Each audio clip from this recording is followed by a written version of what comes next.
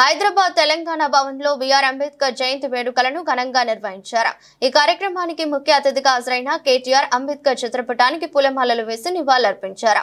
అనంతరం మాట్లాడుతూ కొత్త రాష్ట్రాల ఏర్పాటుకు అంబేద్కర్ ఆలోచనలే కారణమన్నారు.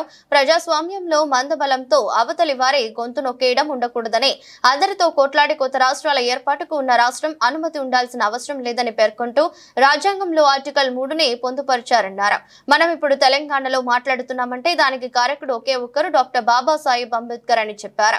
బాబాసాహెబ్ ఆలోచన ముందు చూపు చాలా గొప్పదన్నారు.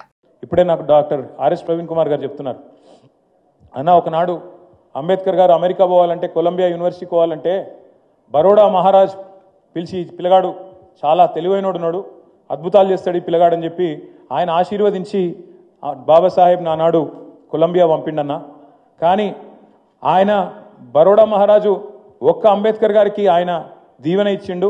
కానీ మన ప్రభుత్వంలో మనం వేలాది మంది పిల్లల్ని అమెరికా పంపినాం, వేలాది మంది లక్షలాది మంది పిల్లల్ని పటిష్టమైన పునాది 1022 పాఠశాలలు పెట్టి ఒక్కొక్క పిల్ల మీద పిల్లోడి మీద భారతదేశంలో ఏ ప్రభుత్వం ఖర్చు పెట్టదు. నెలకు 10,000 రూపాయలు, సంవత్సరానికి 1,20,000 రూపాయలు ఖర్చు పెట్టి నీకు బట్టలు, పుస్తకాలు, బ్యాగులు, సాక్స్, బూట్లతో సహా మొత్తం ప్రభుత్వమే అమ్మ అయ్యా మొత్తం అయ్యి తల్లి తండ్రి అయ్యి వారిని ప్రపంచంతో పోటీపడే పౌరులుగా తర్ఫీదునిచ్చి హిమాలయాలు ఎక్కించినా లేదా కోడింగ్ చేపించినా మరి అంబేద్కర్ ఆలోచన విధానాన్ని, ఆశయాన్ని ఆచరణలో చూపెట్టిన నాయకుడు మన నాయకుడు కేసీఆర్ గారు.